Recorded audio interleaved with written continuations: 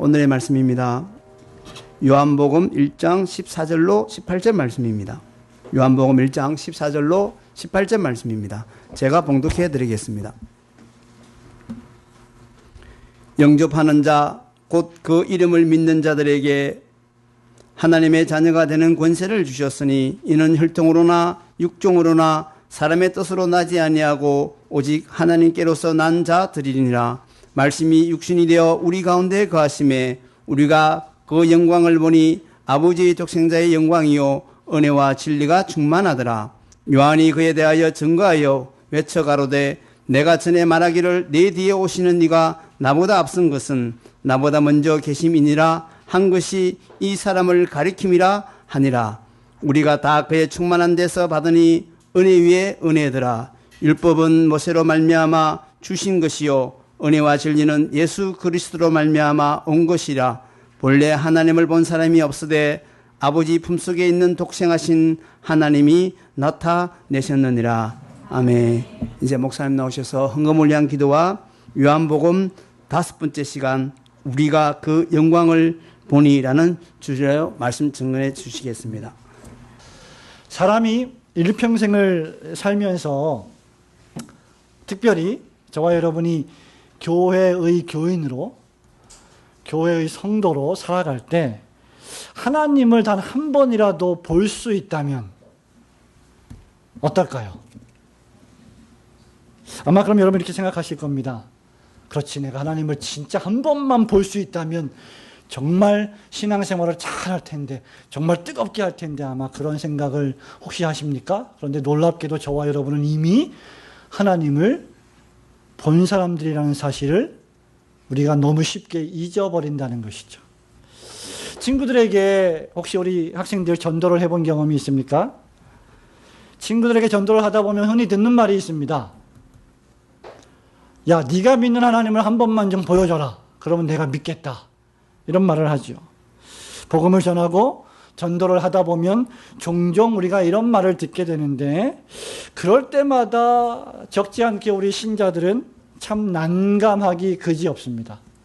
왜냐하면 하나님을 보여줄 수가 없거든요. 요한복음 4장에 하나님은 영이신이 예배하는 자가 신령과 진정으로 예배하라고 했는데 왜냐하면 하나님이 눈에 보이지 않으시는 영이시기 때문이죠. 하나님은 물질이 아니십니다. 하나님은 저처럼 여러분처럼 눈에 보이는 육신, 육체, 이 소마, 헬라어 단어 소마라고 하는데 눈에 보이는 육체를 갖고 계신 분이 아니십니다. 그러니까 어떻게 저와 여러분이 하나님을 믿기는 하지만 안 믿는 사람들한테, 친척들한테 이번에 이제 추석 때 맞아서 친척들을 만날 텐데 우리가 다 신자로 만나지 않습니까? 하나님은 어떻게 보여줄 수 있다는 말이에요. 하나님은 보여줄 수가 없습니다. 내가 분명히 믿긴 믿는데 보여드릴 수가 없어요. 여기 딱 있다 버선발을 이렇게 뒤집어서 까 보여줘서 하나님 믿어라 할 수가 없는 겁니다. 만일 우리가 하나님을 한 번이라도 볼 수만 있다면 사실 전도도 쉽게 될 것이고 또 우리의 삶이 지금보다 좀 엄청나게 달라지지 않을까 그런 생각을 하게 됩니다. 우리가 죄에 빠지게 되고 우리가 연약에 빠지게 되는 것은 하나님이 안 보이시기 때문일 수도 있을 것입니다. 만일 우리가 창조자이자 심판자이신 하나님을 직접 지금 이 순간 눈으로 보게 된다면 지금보다 훨씬 더 두렵고 떨림으로 진지하게 신앙생활을 하며 예배를 드릴 때에도 더 진지하게 예배를 드리지 않을까요? 그런데 놀랍게도 성경을 보면 하나님을 본 사람들이 있습니다. 하나님을 만난 사람들이 있습니다. 그 가운데 한 분이 바로 사도시대의 요한이라고 하는 제자입니다. 바로 우리가 살펴보고 있는 요한복음을 기록한 제자이지요. 오늘 본문에도 14절에 보니까 뭐라 그랬어요? 말씀이 육신에 되어 우리 가운데 거하심에 우리가 그 영광을 보니라고 했습니다. 현재 완료 시제로 되어 있어요. 우리가 그 영광을 보았으니, 보았기 때문에 그렇게 기록이 되어 있는 말씀입니다. 18절 말씀도 보세요. 본래 하나님을 본 사람이 없으되 뭐라 그랬습니까?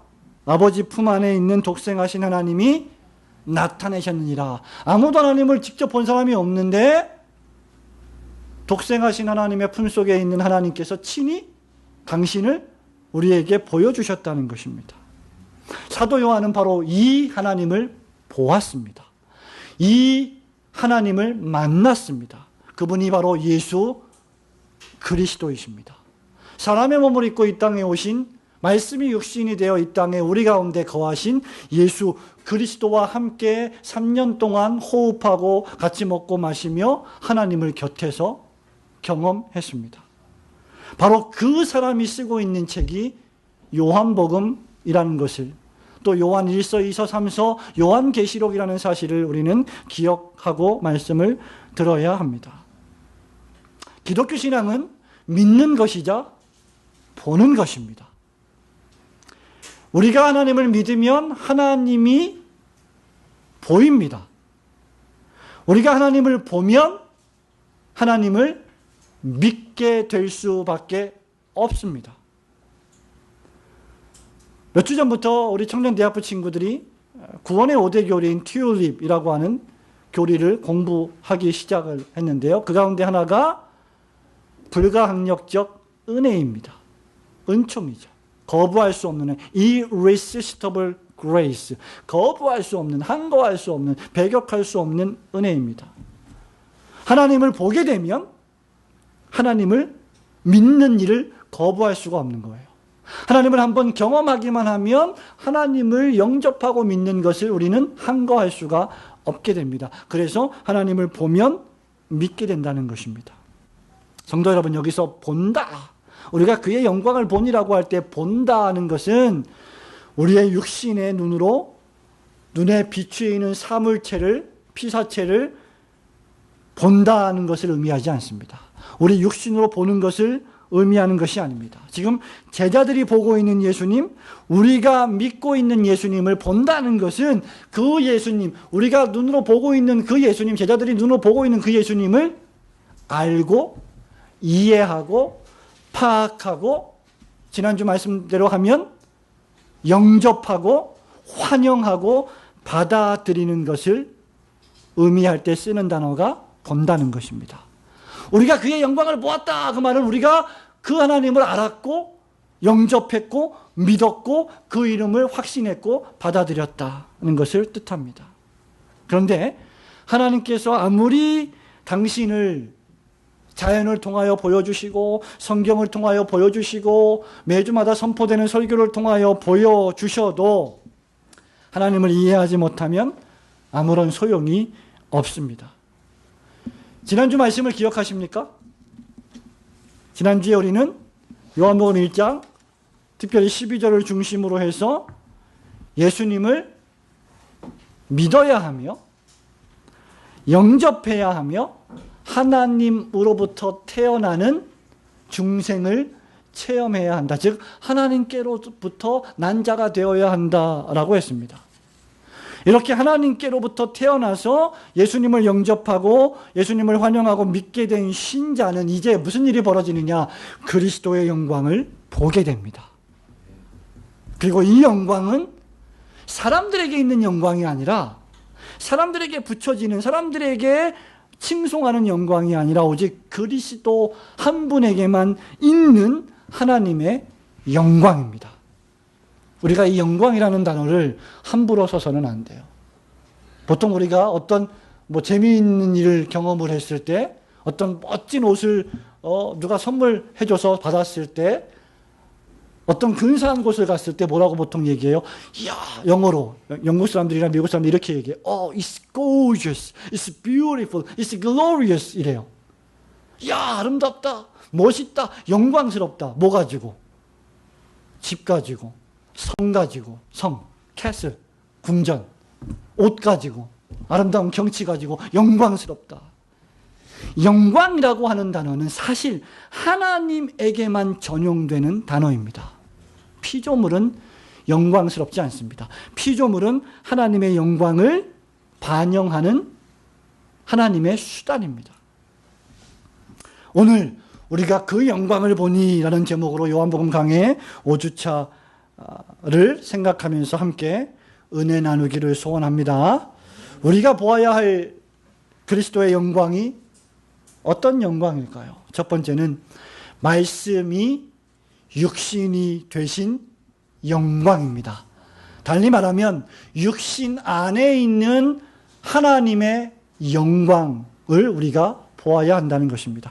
14절 말씀 함께 읽도록 하겠습니다. 말씀이 시작. 말씀이 육신이 되어 우리 가운데 거하심에 우리가 그 영광을 보니 아버지의 독생자의 영광이요 은혜와 진리가 충만하더라. 자, 이 말씀을 잘 보시면 말씀이 육신이 되어 우리 가운데 거하심에 거기에 영광이 있었다. 우리가 그 영광을 본다. 두 가지의 영광입니다. 첫째는 말씀이 육신이 되신 영광이고, 그 말씀이 육신이 되신 그분이 천상천하 유아독존 홀로 계신 분이 아니라 어디에 계셔요? 우리 가운데 계신 영광입니다. 여러분, 그리스도의 영광은 말씀이 육신이 되신 영광입니다. 피조물인 저와 여러분에게 하나님을 보여주시는 방법은 하나님밖에 없습니다.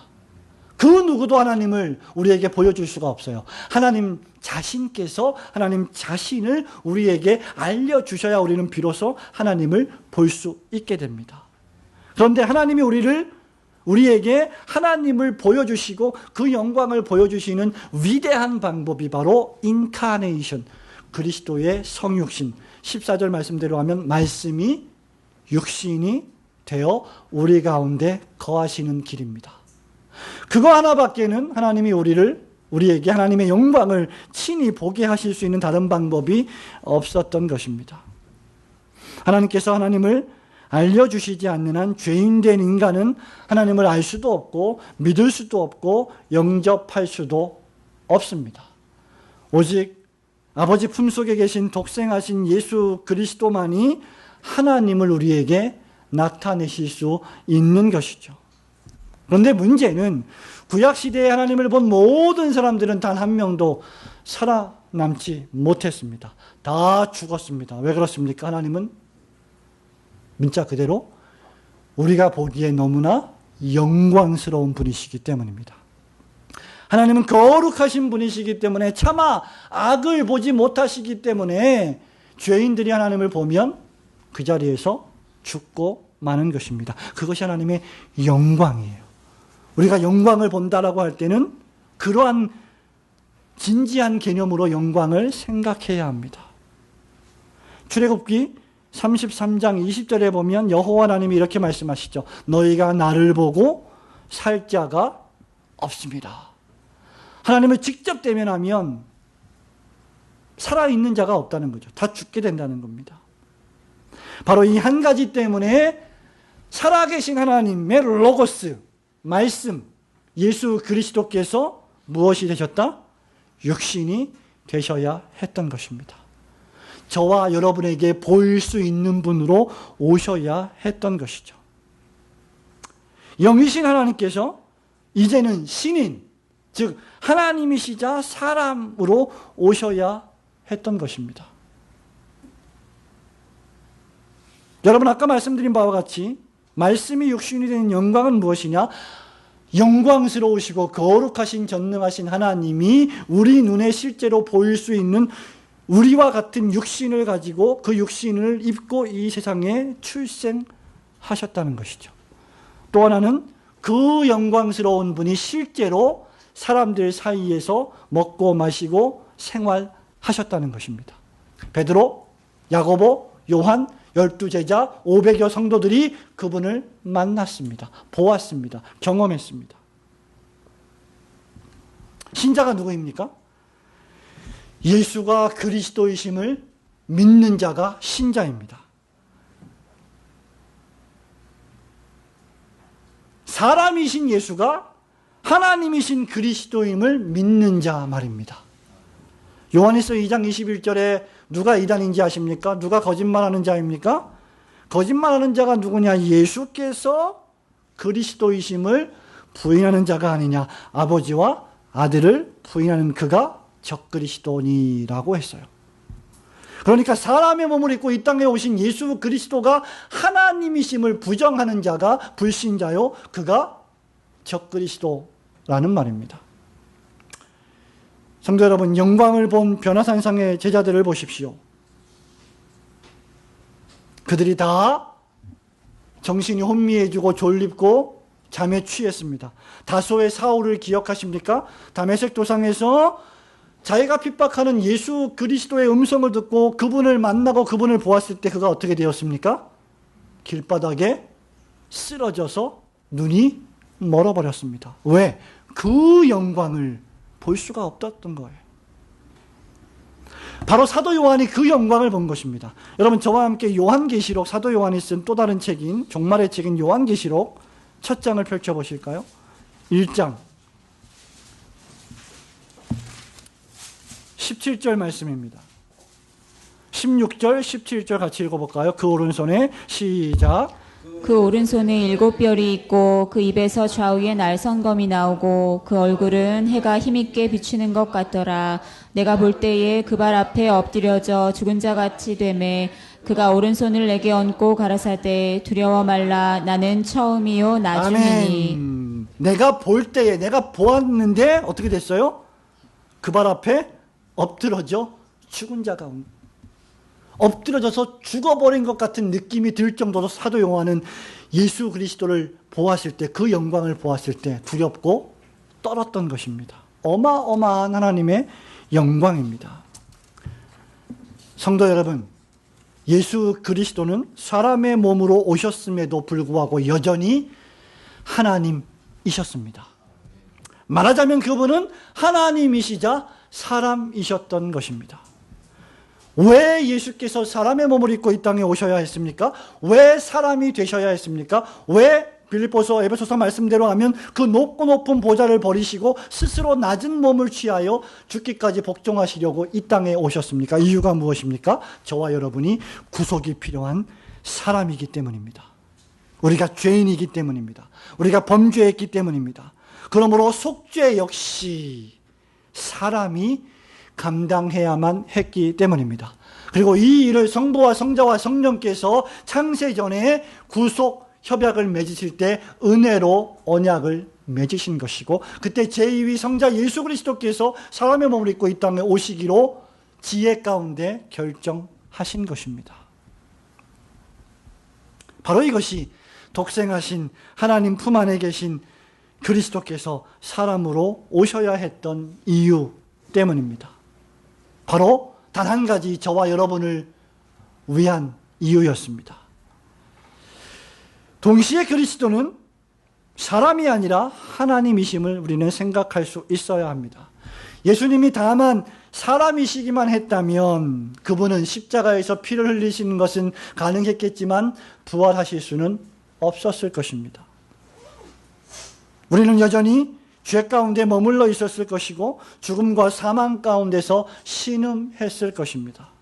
왜냐하면 사람은 죄인이며 죄인은 다 죽기 때문입니다.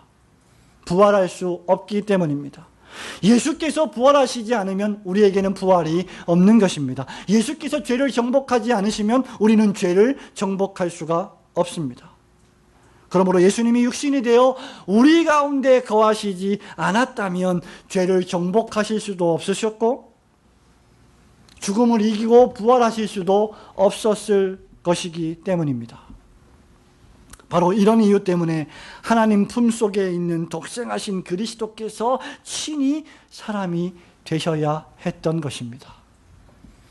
말씀이 육신이 되어 우리 가운데 거하시는 분은 죄와 사망을 정복하시는 하나님의 아들이심을 믿으시기를 축원합니다. 육신이 되어 우리 가운데 거하신 예수 그리스도를 보는 것만이 우리의 유일한 소망임을 굳게 믿으시고 독생자의 영광, 사람의 몸을 입고 이 땅에 오신 그리스도의 영광을 묵상하는 성도들이 되시기를 축원합니다. 두 번째는 무엇입니까? 우리가 어떤 영광을 보아야 합니까? 은혜와 진리가 충만한 영광을 보아야 합니다. 14절 말씀 다시 한번 읽어볼까요? 시작. 말씀이 육신이 되어 우리 가운데 거하심에 우리가 그 영광을 보니 아버지의 독생자의 영광이요 은혜와 진리가 충만하더라. 우리가 그 영광을 보니 아버지의 독생자의 영광이요 그 다음 은혜와 진리가 충만하더라. 예수님의 영광은 은혜와 진리의 영광이에요. 16절에도 보니까 우리가 다 그의 충만한 데서 받으니 그 다음 은혜 위에 은혜로라 고 했고요. 17절에 율법은 모세로 말미암아 왔지만 은혜와 진리는 예수 그리스도로 말미암아 왔다. 계속해서 은혜와 진리를 강조하고 있습니다. 성도 여러분, 우리가 신앙생활하면서 교회를 출입하면서 신자로 살 때 애매하게 추상적으로 아무 생각 없이 다닐 것이 아니라 이 은혜와 진리가 충만한 독생자의 영광을 끊임없이 보시려고 해야 합니다. 은혜와 진리의 충만이 무엇인지를 이해하기 위해서는 17절 말씀을 이해해야 합니다. 17절에 보면 율법은 어떻게 우리에게 주어졌어요? 모세로 말미암아 하나님이 주셨습니다. 그죠? 그러나 은혜와 진리는 하나님이 주신 것이 아니라 예수 그리스도 그분이 직접 가져오신 거예요.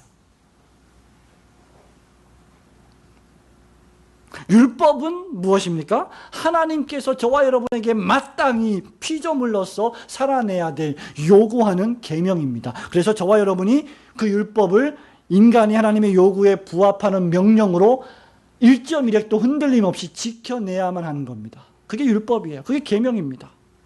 그러나 주지하다시피 우리의 경험이 웅변적으로 증거하다시피 월요일부터 토요일까지 여러분의 신앙의 생활이 증거하다시피 그 율법을 그 10계명을 완벽하게 다 지키는 사람은 과거에도 없었고 지금도 없으며 앞으로도 없을 것입니다. 아니 오히려 우리는 계명을 수없이 많이 어기며 살아가죠. 율법을 준수하면 할수록 도리어 우리는 무엇을 깨닫습니까? 나의 부족과 나의 죄성, 내가 얼마나 부패한 존재인지, 내가 얼마나 죄인인지를 깨닫게 돼요. 왜? 못 지키니까. 안식일을 거룩히 못 지키니까. 자꾸 거짓말을 하니까. 자꾸 남의 것을 탐내니까. 자꾸 하나님도 믿어지고 싶고 나를 복주고 또 복주며 복주는 미신들도 곁에 두고 싶고 주님을 위하여, 나라를 위하여, 교회를 위하여 헌신하고 희생하는 삶은 안 살고 싶고 자꾸 나의 죄악된 모습을 밝히 계시해 주는 기능이 무엇이냐? 율법이에요. 그래서 율법이 없었으면 내가 죄인인 줄을 깨닫지 못하게 되는 것이죠. 이런 의미에서 율법은 무슨 기능을 합니까? 내 죄를 지적합니다. 나를 정죄합니다. 나를 죽입니다. 그래서 율법은 죄를 더욱더 가중시키죠. 결국 율법은 나에게 뭘 선고합니까? 율법으로 판단해버린 너는 사형에 해당한다. 사형을 선고합니다. 사망을 선고합니다. 로마서 6장 23절에 죄의 삭은 뭐라고요? 사망이요. 죽어버리는 겁니다. 죽음입니다. 그렇기 때문에 율법은 결코 저와 여러분을 의롭다 하지 못합니다. 율법의 기능은 우리의 죄를 자꾸 까발려서 너는 죄인이다, 죄인이다, 죄인이다. 우리를 절망하게 만듭니다. 우리를 비참하게 만들죠. 그래서 율법의 행위로는 그 어떤 인간도 의롭다함을 받을 육체가 없다고 바울은 끊임없이 로마서 3장, 4장, 5장에서 우리에게 교훈하고 있죠. 왜냐하면 모든 사람이 죄를 범하였기 때문입니다. 그러나 은혜와 진리, 예수님이 직접 가져오신 은혜와 진리는 그렇지 않습니다. 율법은 정죄합니다. 율법은 죽이지만 은혜는 용서합니다. 은혜는 영혼을 살립니다. 오전에 우리는 말씀을 통해서, 로마서 말씀을 통해서 은혜의 사람이 됩시다 그랬어요. 은혜의 사람 어떤 사람입니까? 살리는 사람이.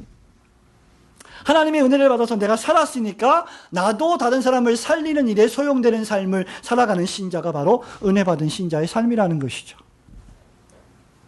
율법은 잔인하지만 은혜와 진리는 자비합니다. 율법만 가지고 있으면 다른 사람들을 막 판단하고 비난하고 정죄하기 쉽지만 은혜까지 가지고 있으면 치료책을 제공하는 것이죠. 율법이 우리를 수술하는 의사의 손에 들려있는 집도위의 칼이라고 하면 어떻게 보면 은혜는 무엇이냐? 우리를 다시 꼬매어주고 우리를 다시 처방해주고 우리를 다시 회복시켜주는 처방전, 약과 같다고 할 수 있겠지요. 에베소서 2장 7절과 8절에서 바울이 말합니다. 이는 그리스도 예수 안에서 우리에게 자비하심으로써 그 은혜의 지극히 풍성함을 오는 여러 세대에 나타내려 하심이니라. 너희가 그 다음 말씀, 그 은혜를 인하여 믿음으로 말미암아 구원을 얻었나니 이것이 너희에게서 난 것이 아니요 하나님의 선물이라. 그래서 예수님께서도 요한복음 8장 32절에 진리를 알지니 진리가 너희를 자유케 하리라고 말씀하셨던 것입니다. 성도 여러분, 구약시대에도 진리가 없었던 것은 아닙니다. 율법도 진리입니다. 율법도 하나님의 말씀입니다. 그러나 예수 그리스도께서 사람의 몸을 입고 이 땅에 오실 때까지, 그 전까지 완전한 계시는 아니었습니다. 예수께서 사람의 몸을 입고 이 땅에 오실 때 비로소 진리가 완전히 우리에게 계시된 것입니다. 요한복음 1장 1절에 뭐라고 얘기했습니까? 태초에 로고스가 계시니라. 진리입니다. 그분이 직접 오신 것입니다. 아직 완전히 계시되지 않았고 신약에 오신 그리스도 예수의 성육신을 통하여 완전하고도 충만한 은혜와 진리가 우리에게 계시되었던 것입니다. 성도 여러분, 현재 우리 한국 기독교는 심각한 어려움에 직면해 있습니다. 교세는 점점 줄어들고 있고 교회의 어린아이들과 학생들이 점점 줄어들고 있습니다. 이런 상황을 타개하기 위해서 많은 사람들이 개혁을 이야기합니다. 적지 않은 통계 자료들은 기독교인들 중에 상당수가 로마 가톨릭 교회로 또는 타종교로 개종을 했다는 통계들이 있습니다. 그리고 그 중에 일부분은 교회를 안 나가는 가난한 교인들이 되었다라고 말합니다. 그러면서 우리는 이것을 개혁해야 한다, 이것을 새롭게 해야 한다, 다시 회복해야 한다, 여러 가지 이야기들을 하고, 특별히 내년이 되면 종교개혁 500주년을 맞이하게 되는데 그 500주년을 맞아서 많은 행사를 준비하고 기구를 만들고 조직을 구성합니다. 나아가서 한국교회와 사회를 개혁하자고 그들은 말하며 그럴 수 있다고 희망 섞인 이야기들을 합니다. 사람들은 우리가 좀 더 거룩해지고 정결해서 개혁을 이루어내면 상황이 나아질 것이라고 말합니다. 물론 우리는 상황을 개선시키고 좀 더 나은 교회, 좀 더 나은 사회를 만들기 위하여 끊임없이 노력해야 하며 교회가 사회의 존경을 받기 위해 여러분과 제가 노력해야 합니다. 그러나 이런 것들은, 개혁은 조직이나 기구나 행사로 이루어지지 않습니다. 엄밀한 의미에서 우리는 사회를 개혁할 수 없어요. 엄밀한 의미에서 저와 여러분은 사람을 구원으로 인도할 수 없습니다. 교회와 사회를 개혁하자는 사람들조차, 아니 그 사람들이 입으로는 개혁을 외치지만, 거룩을 외치지만 그 사람들이 그 자리에서 기득권을 놓지 않고 조금도 손해보려 하지 않습니다. 교회에 진정으로 필요한 것은 어떤 프로그램이나 조직이나 기관이나 기구가 사실은 아닙니다. 교회에 진정으로 필요한 것은 바로 독생자의 은혜와 진리의 충만한 영광입니다. 교회가 이것을 잃어버리면 짠맛을 잃어버린 소금과 같이 되어 땅에 버려져서 사람들에게 밟힐 뿐입니다.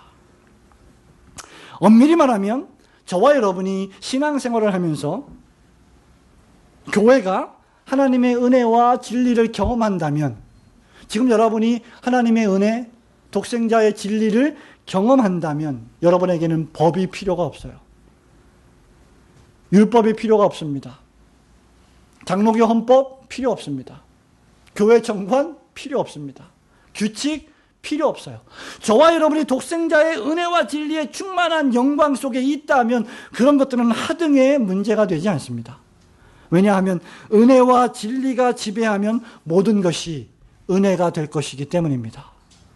은혜가 우리를 사로잡으면 정죄함이 없습니다.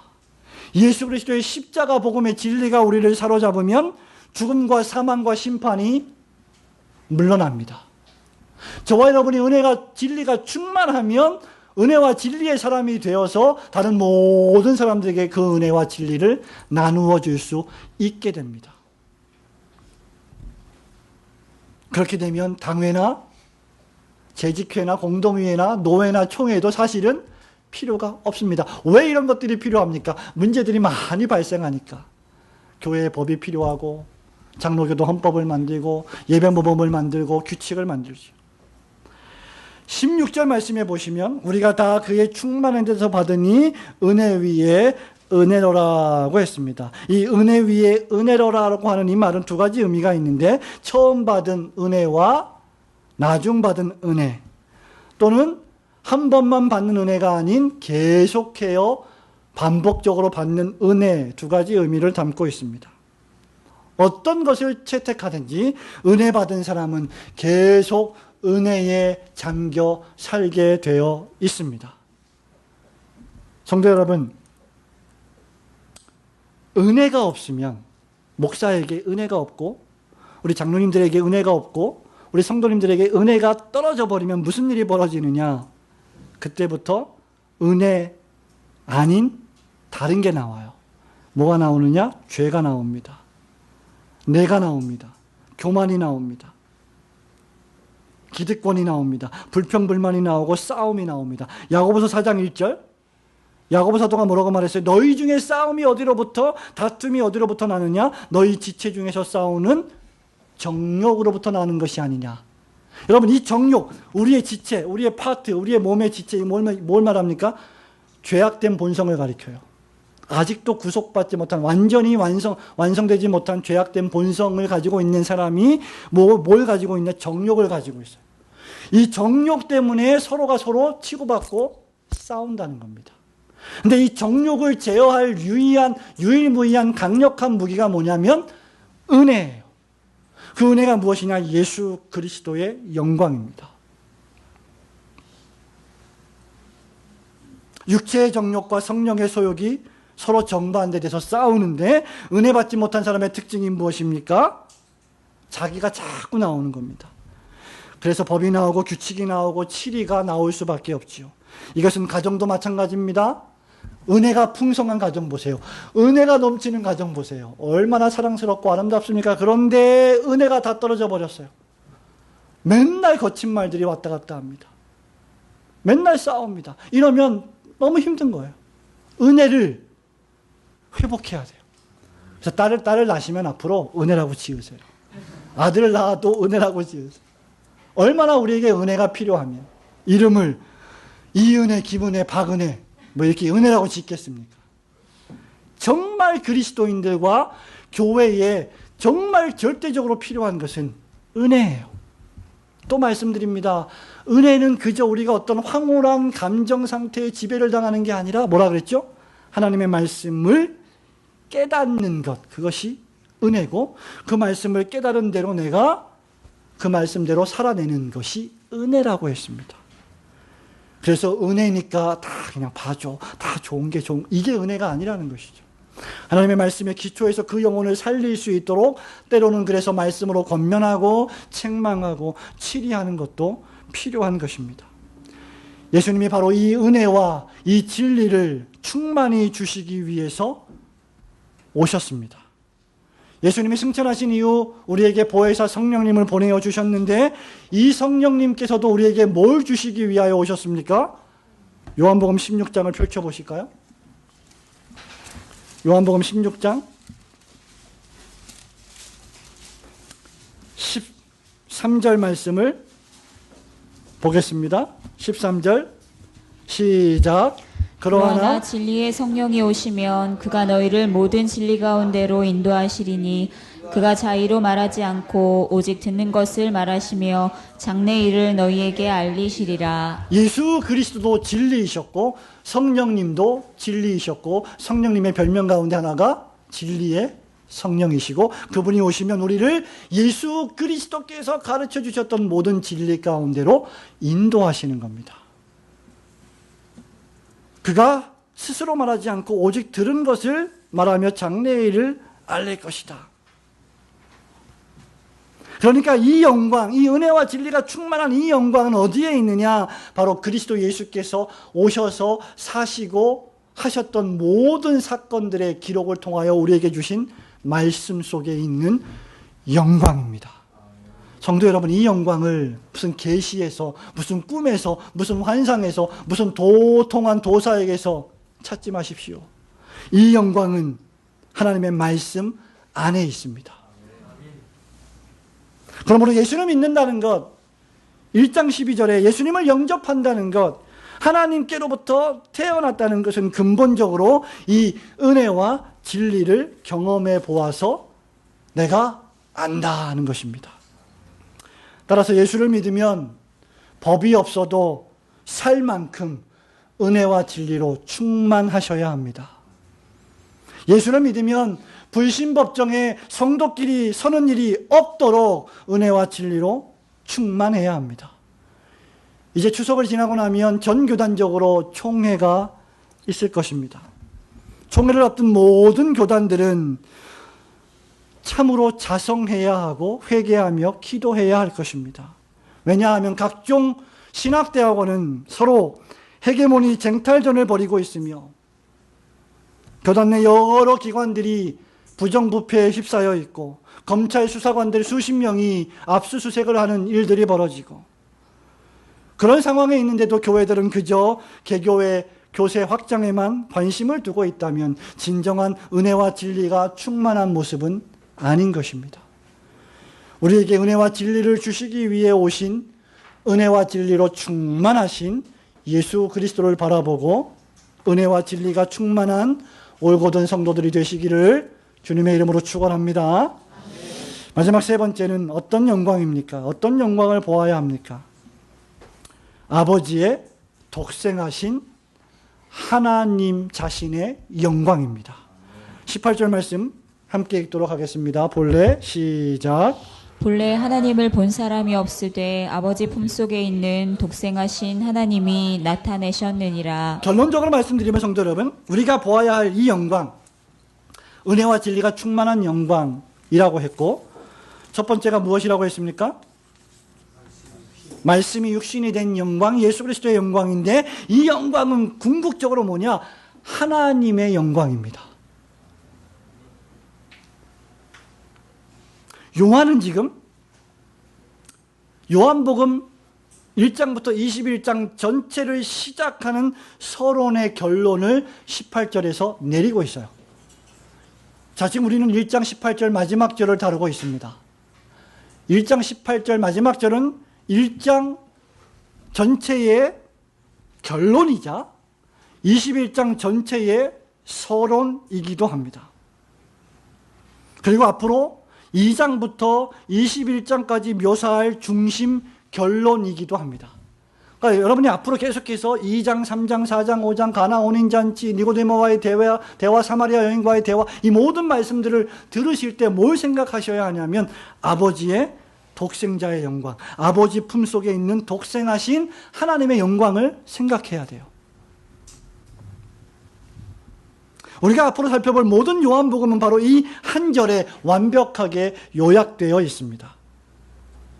그것이 무엇입니까? 본래 하나님을 본 사람이 없으되 아버지 품속에 있는 독생하신 하나님이 나타내셨느니라. 우리가 보아야 할 영광은 무엇입니까? 독생하신 하나님의 영광, 그리스도의 영광. 신학적인 표현으로 하자면 여러분 기억하실지 모르겠습니다만은 선재하신 그리스도의 영광입니다. 창세전에 미리 존재하셨던 그분의 영광을 베드로, 야고보, 요한이 실제 목도하고 있는 것이고 성령님을 통하여 우리가 그분을 경험하고 보고 있는 것입니다.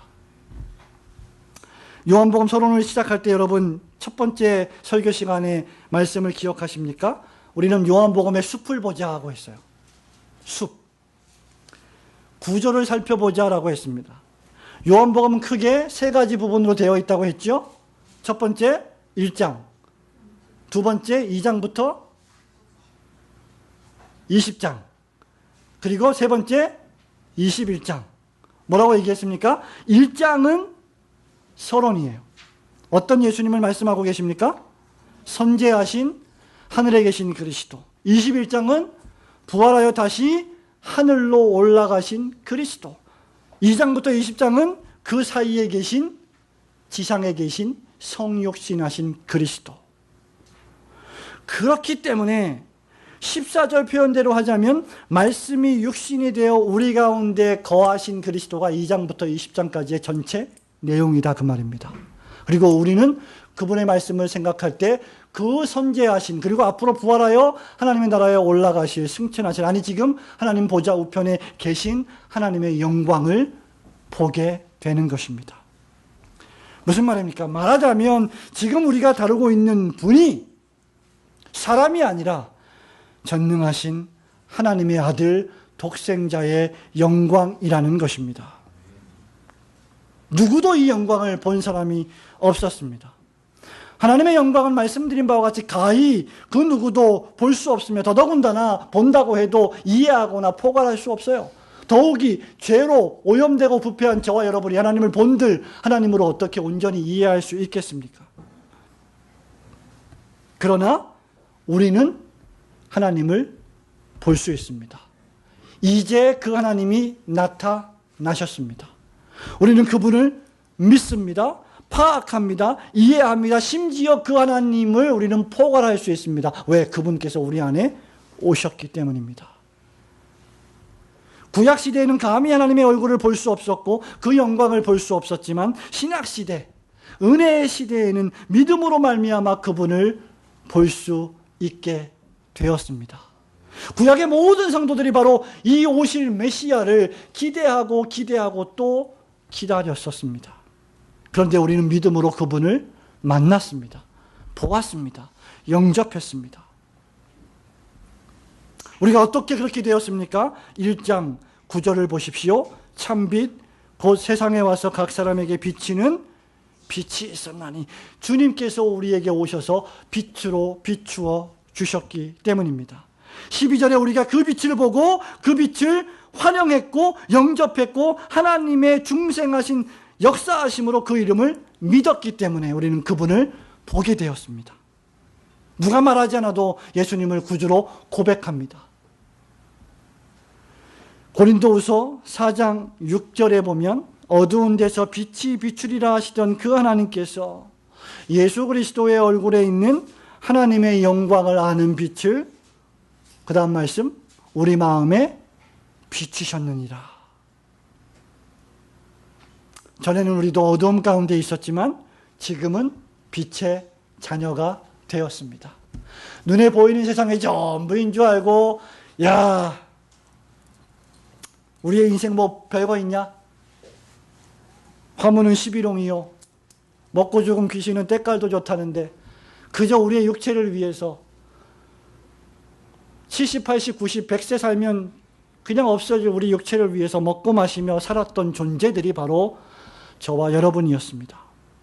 그러나 지금은 빛의 자녀가 되었고 예수님을 보았고 예수님을 믿었고 영접했습니다. 빛으로 오신 그 하나님의 영광을 맛보아 알았습니다. 사도 베드로도 이에 대해서 할 말이 있었습니다. 베드로전서 2장 9절에 보면 오직 너희는 택하신 족속이요 왕같은 제사장들이요 거룩한 나라요 그의 소유된 백성이니 이는, 그 다음 말씀, 너희를 어두운 데서 불러내어 그의 기이한 빛에 들어가게 하신 자의 아름다운 덕을 선전하게 하려 하심이니라. 우리는 지금 우리를 불러내어 그의 기이한 영광의 빛 안에 들어가게 하신 하나님의 독생자의 영광을 보고 있습니다. 여러분이 상대하는 분이, 여러분이 매주마다 상대하고 매주마다 고백하는 분이 가히 우리가 상대할 수 없는 높고 높은 보좌에 좌정하신 영광스러우신 하나님의 아들 독생자이심을 명심하시고 우리를 불러 기이한 빛에 들어가게 하신 하나님을 널리 전하시는 성도들이 되시기를 축원합니다. 성도 여러분, 말씀을 맺습니다. 미국의 복음주의 지성의 최고 논객 가운데 하나인 마이클 홀튼이라고 하는 교수가 계십니다. 이분이 그리스도 없는 기독교라는 책을 썼는데 Christless Christianity, 이 책 안에서 이렇게 말합니다. 사람들은 예수님에게 온갖 종류의 옷을 입혔다. 어떤 사람은 회사의 최고 경영자, 인생의 코치, 문화의 전사, 정치적인 혁명가, 철학자, 내 옆에서 내 인생을 조정해 주시는 부조정사, 뭐죠? 부조정사가? 아픔의 동지, 도덕적인 모범, 그리고 우리의 개인적이고 사회적인 꿈을 함께 이루는 파트너의 옷이 그것이다. 그러나 이 모든 방식으로 우리는 구속 드라마의 주인공을 우리 자신의 연기를 위한 소품으로 축소시키고 있지는 않은가라고 한탄한 바 있습니다. 어떤 의미에서 보면 참으로 맞는 말입니다. 예수님은 저와 여러분의 삶을 조금 개선시켜 주시기 위해서 오신 분이 아니십니다. 저와 여러분을 죄에서 구출하시고 하나님의 자녀 삼으시고 우리의 본향인 하나님의 나라에 함께 영원히 살게 하시기 위하여 오신 메시아, 구세주이십니다. 우리가 그 영광을 보지 않는다면 여전히 우리는 육체의 정욕, 안목의 정욕, 이생의 자랑에 빠져 살게 될 것입니다. 설교를 마무리하면서 저와 여러분의 사도 바울의 편지 가운데 하나인 골로새서 3장을 펼쳐보시고 몇 구절을 읽고 설교를 마치기를 원합니다. 골로새서 3장입니다.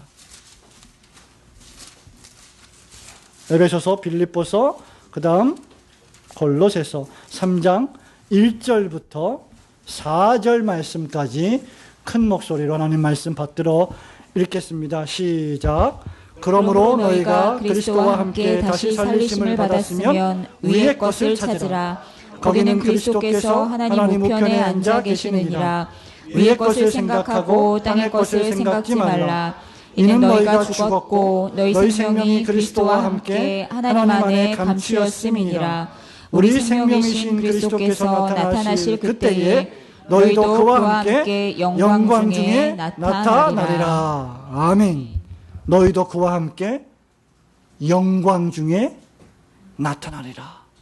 그날이 되면 저와 여러분도 예수 그리스도와 같이 영화롭게 부활될 줄로 믿습니다. 여러분 인생에 무슨 일이 닥치든 이 말씀은 진리입니다. 지난 4주 동안 1장 1절부터 18절의 말씀을 우리가 상고했습니다. 이 요한복음 1장의 이 위대한 원리들, 이 위대한 말씀들, 이 위대한 전제들을 여러분의 인생의 좌우명으로 삼아야 합니다. 그리고 이 진리의 말씀은 우리를 실망시키지 않고 구원하며 마침내 저와 여러분을 자유케 할 것입니다. 요한복음 1장에 기록된 이 위대한 진리의 말씀들을 여러분 평생의 위대한 삶의 원리로 삼고 하루하루 주님 오실 때까지 신앙의 여로를 걸어가시기를 주님의 이름으로 축원합니다. 아멘.